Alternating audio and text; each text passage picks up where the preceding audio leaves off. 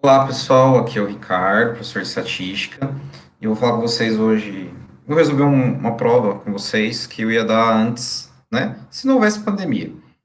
Então são 5 questões, né, que trabalham o conteúdo desde os tipos de variáveis até a tabela de dupla entrada, e é isso aí, vamos lá, tá? O primeiro exercício diz o seguinte: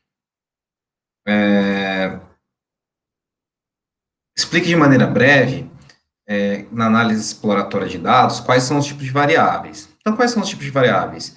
Tem dois tipos, lembram? Aquelas que são quantitativas, que elas já vêm, né, quantificadas, tá? A natureza dela já é contável. E as qualitativas, que é dado o nome, tá, para essa variável. Às vezes ela não pode ser transformada numa variável contável, ou às vezes ela pode ser também, tá? Aí a gente tem que analisar dentro de cada tipo. Então, dentro dos tipos, quais são as classificações? Então, dentro das quantitativas, nós temos as quantitativas contínuas, aquela que tem vírgula, sabe? Por exemplo, peso, contando o quilo e as gramas. Por exemplo, eu tenho os 82 quilos e 100 gramas. É 82,1. E as discretas, tá? Por exemplo, minha altura em centímetros é 175 centímetros. Então, essa é uma variável discreta. Agora, se eu quisesse codificar essa variável em metros, ela passava de discreta para contínua, porque esse é 1,75 m ou 1,75 metros. Agora, em relação às variáveis discretas, nós temos as nominais, que você pode dar um nome, por exemplo, cor de olho. Cor de olho você não consegue definir, né, qual olho é mais eficiente, ou qual cor de olho é mais bonito que o outro. Por exemplo, você dá um nome, verde, azul, preto, e tem as originais, onde você coloca uma ordem. Por exemplo, no grau de instrução, você pode ordenar ensino superior, ensino médio, ensino fundamental, tá? E o item B, falando sobre frequência absoluta, o que é uma frequência absoluta e como se calcula.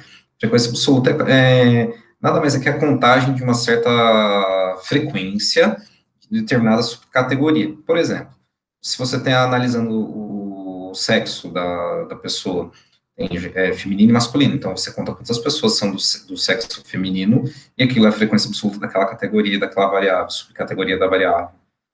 E no masculino também, da mesma forma. E a frequência relativa nada mais é que o percentual. Como se calcula o percentual? Você pega, então, a quantidade de observações de determinada subcategoria, determinada subvariável, e você divide pelo total, né? Por exemplo, se você tem uma classe de 40 alunos, e 30 são mulheres e 10 são homens, então você pega, então, 30 dividido por 40 vai dar 75%. Correto? Então, no primeiro exercício era só isso, explicar de maneira bem breve, não precisava nem dar exemplo. Tá? Então, o segundo exercício é bem simples, eu tenho um banco de dados dos nomes dos alunos, e eu tenho que separar entre feminino e masculino, e, e já afirma que nessa sala de aula já tem 30 alunos. Então, eu vou ler o enunciado para vocês entenderem. No primeiro ano do curso de Economia da Universidade X, há 30 alunos, a seguir está os primeiros nomes desses alunos: Adalberto, Albo, Altemisa, Vacir, Bruna, Bruno, Carlos, e assim vai até Sirlene e Tassi. Então, você tem que contar quantos meninos, quantas meninas tem. Esse conjunto de nomes, ele não dá abertura para você ter um nome que pode ser tanto masculino ou feminino. Então, não dá para definir masculino e feminino. Tem 15 alunos que são do sexo feminino e os 15 alunos são do sexo masculino. Então, tem que representar esses dados em uma variável, uma tabela, né, cuja variável é sexo. Então, eu vou agora ao quadro mostrar para vocês.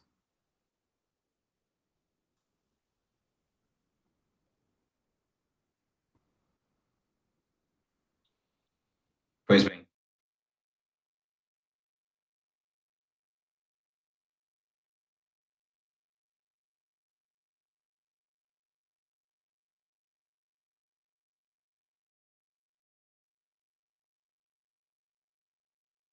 Pois bem. É, então, eu já, de antemão, já falei para vocês que tem é, 15 meninos, 15 meninas, né? 15 meninos. Total é 30, certo? Vou desenhar uma tabela aqui, onde dentro da margem eu tenho que escrever aqui, então, sexo, aqui é FA e aqui é FR. Então, aqui, meninas eu vou chamar de feminino, tá? E meninos de masculino. Então, feminino, masculino. Estou abreviando para vocês observarem, mas tem que escrever feminino e masculino aqui. Então, aqui eu tenho 15 e aqui eu tenho 15. No meu total, na frequência absoluta, eu tenho 30. Na frequência relativa, são 100%. Então, eu pego 15 dividido por 30, 50%. Pego 15 dividido por 30, 50%. Essa é a representação. No item B, galera, ele pede o seguinte. Só fazer a leitura para vocês. No item B, ele pede o seguinte. Existe uma medida de posição que descreve o grupo? Existe. Dentro do conjunto dos nomes, existe um nome que se repete duas vezes, que chama João, tá? Isso é a moda, tá? Então, a moda é uma medida de posição e pode afirmar que o nome João é o mais comum. Então, é a moda.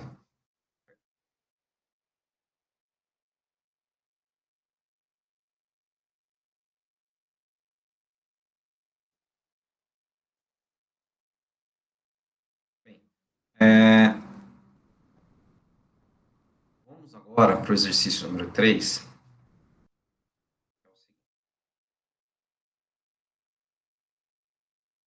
O exercício número 3 diz o seguinte: a tabela a seguir mostra a ocorrência dos campeões paranaenses de futebol nos últimos 10 anos. Então, embaixo aqui na tabela 1 tem uma frequência. Então, o meu total, tá, da contagem são 10.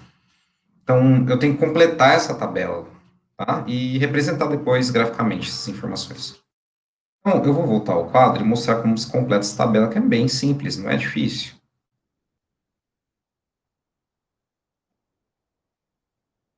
Tá bom? Então, olha só. Tem o seguinte. Tem uma tabela, tá? E aqui eu tenho os times, e aqui eu tenho a frequência absoluta, aqui eu tenho a frequência relativa. Então, primeiro o Curitiba, depois tem um izinho aqui, né? Aqui é o Atlético Paranaense, depois o Londrina, depois o Operário.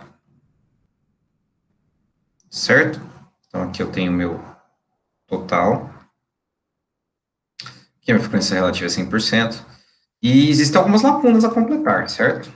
Por exemplo, aqui o Atlético tem 3 e o Londrina tem 1, a frequência relativa do Curitiba é 50, a frequência relativa do Operário é 10%. Então, você tem que admitir alguma estratégia para começar a resolver esse exercício. A primeira coisa que você tem que fazer é entender que são 10, os últimos 10 campeões, então a frequência absoluta no total é 10, certo? E eu tenho que completar com os demais aqui. Basta eu entender o seguinte, que 50% equivale a x que eu não sei, tá aqui, tá, ó, x. E 100% equivale a 10. 50% equivale a x, 100% equivale a 10, multiplica cruzado, fica assim, ó, 100% x é igual a 50% vezes 10. Aqui dá 500%. E aqui 100% vezes x. Passo 100 dividindo, temos 500% dividido por 100%. Porcentagem com porcentagem cancela. Corta. 5 dividido por 1 é 5. Então, aqui é 5, galera. E eu faço o completamento aqui, porque ó, 5 mais 3 mais 1, mais alguma coisa dá 10. Então, falta 1. Observe que, se um campeonato ganha, equivale a 10%, esse 1 também equivale a 10%, certo? Mesma proporcionalidade. Então, 50 mais 10 mais 10, 70. 70, para chegar no 100, falta 30. Ok? Então, assim que se completa uma tabela. E na B, ele pede para fazer, então, uma representação gráfica. Eu vou usar de mão livre, tá? Mas com régua e com folha milimetrada, você pode fazer esse exemplo com mais propriedade. Então, aqui eu tenho, vamos supor que aqui eu tenho 5 centímetros, tá? Então, equivale a 50%. 5 centímetros de altura. Tá? E aqui eu vou pintar, então, alguns retângulos de mesma largura, tá? Com alturas respectivas medidas de porcentagem. Então, nesse caso aqui, ó, eu vou usar o verdinho, né? Pega esse for Curitiba, né? Se eu, tô, se eu não estou me enganado, Curitiba joga de verde. Então, vou pintar de verde aqui até a altura 50, com uma largura definida, tá? Então, esse verdinho aqui é o Curitiba, certo? Você tem que respeitar uma distância aqui, definida, padronizada para todas as colunas. De vermelhinho, tá? 30% aqui. Então, tenho o Atlético Paranaense. Com a mesma. Suponho que isso seja a mesma largura, tá, galera? Tô fazendo mão livre porque eu não aprendi a mexer com a régua ainda. Atlético. Atlético. Acho que escreve assim, na nomenclatura do Atlético Paranaense. H, né? PL, sei lá.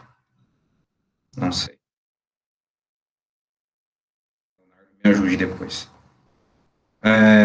Mesma distância aqui, em azulzinho, Londrina, tá?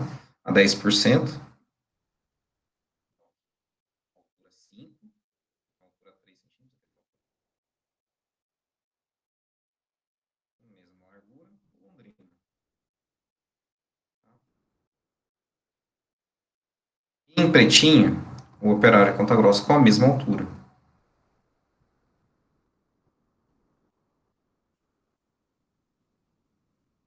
Assim que se representa. Tá? 50, 30, 10, 10. Então, esse é o exercício número 3. Após isso, tem o exercício número 4. E o exercício número 4 é uma aplicação da macroeconomia. Tá? Vou apagar a tela aqui e eu vou mostrar para vocês lá.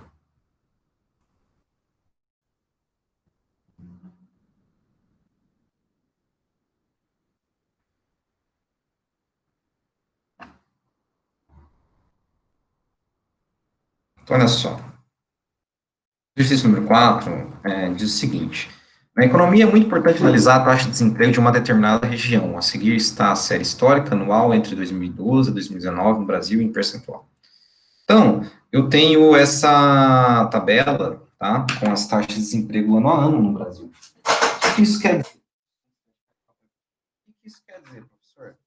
Então, eu tenho que analisar o comportamento do desemprego no período entre 2012 e 2019. Por enquanto, vocês aprenderam apenas as medidas de posição e dispersão. Isso que eu pedi para vocês, fazer a aplicação dessas medidas para uma análise da taxa de desemprego nesse período. Pois bem, vamos lá no quadro, eu vou mostrar para vocês o seguinte.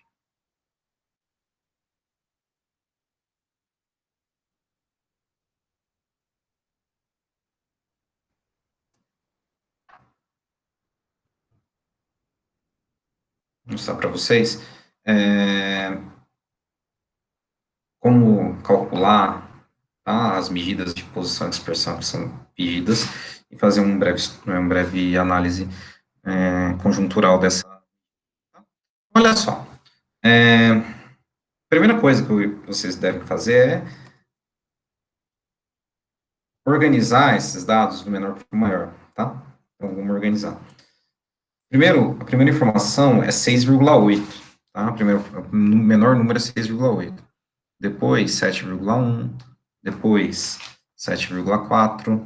Depois, 8,5. Depois, 11,3. Depois, 11,7. 11,4.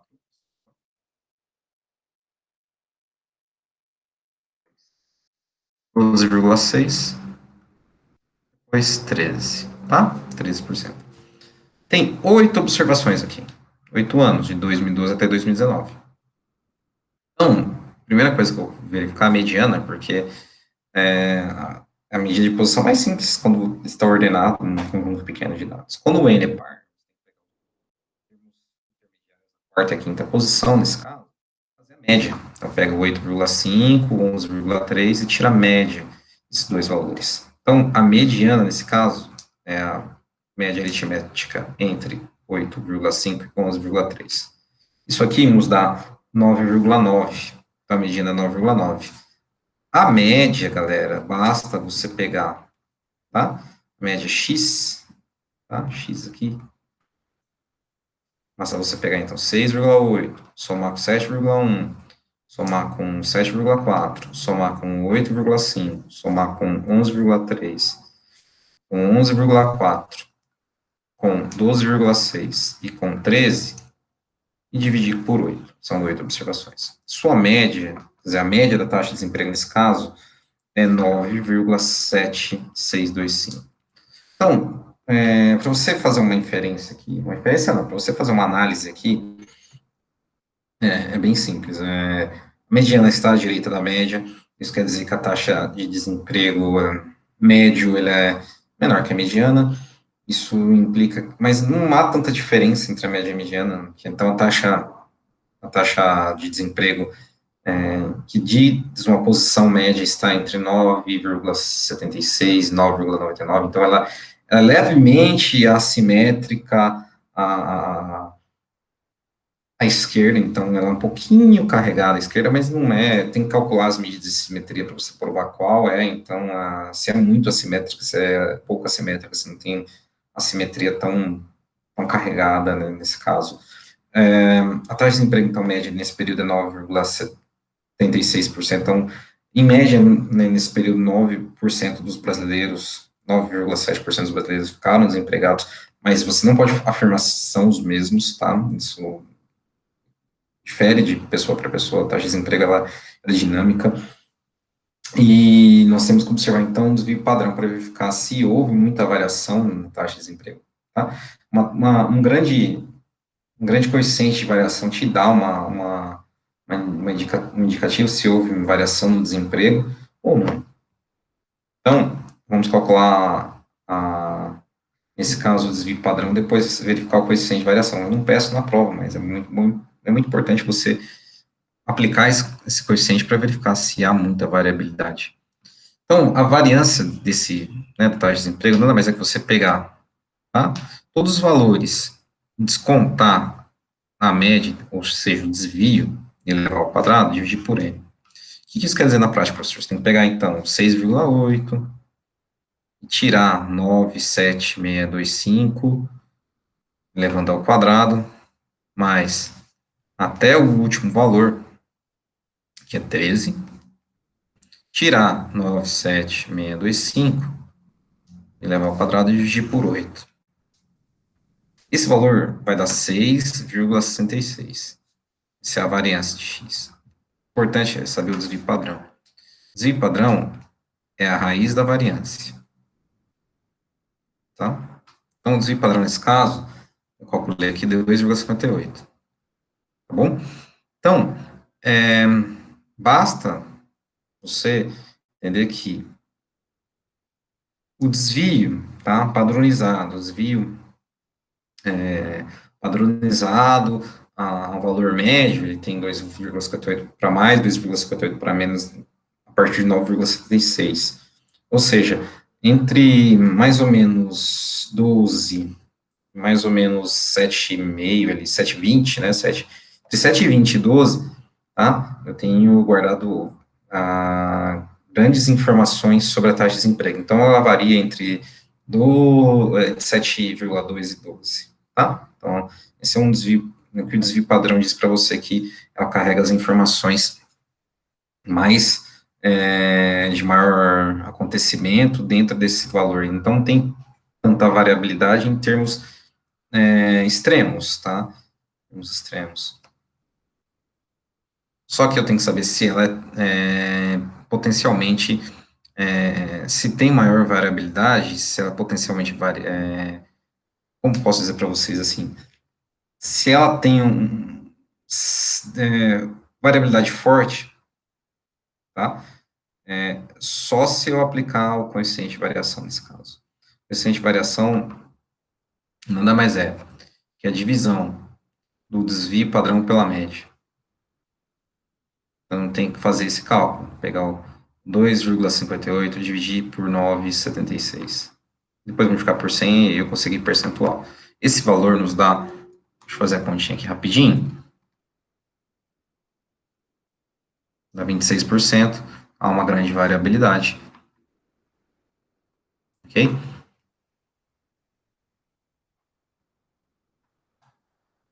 Esse é o exercício número 4.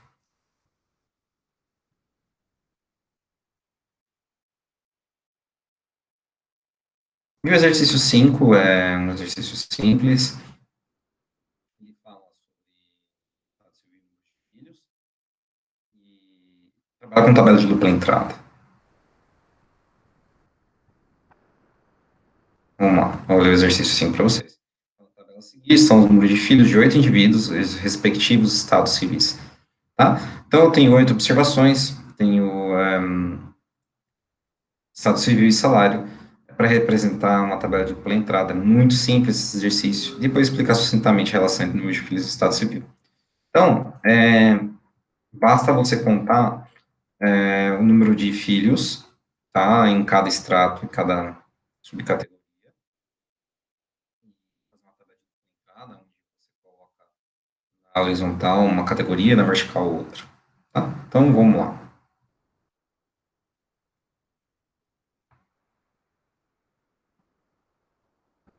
Basta, então, você fazer uma tabela aqui, certo? Aqui na minha descrição inicial que eu posso colocar aqui, tá? Em vertical, estado civil. Na horizontal, número de filhos. Aqui eu tenho 0, 1, 2. Estado civil, casado, solteiro. E completar em cada casela as informações em comum, tá? Então, por exemplo, indivíduos que são casados não têm nenhum filho, tem uma pessoa. Indivíduos que são casados têm um filho, são dois, né? Dois indivíduos. Indivíduos que são casados têm dois filhos, são dois indivíduos também. E aqui, então, no meu total marginal, tá? Eu tenho 5, e aqui tem que dar 3, tudo bem?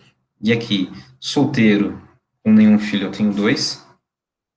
Solteiro com um filho, eu tenho 1. Solteiro sem filho, eu tenho 0. Então, aqui dá 3, aqui dá 3, aqui dá 2. Total dá 8, tanto na marginal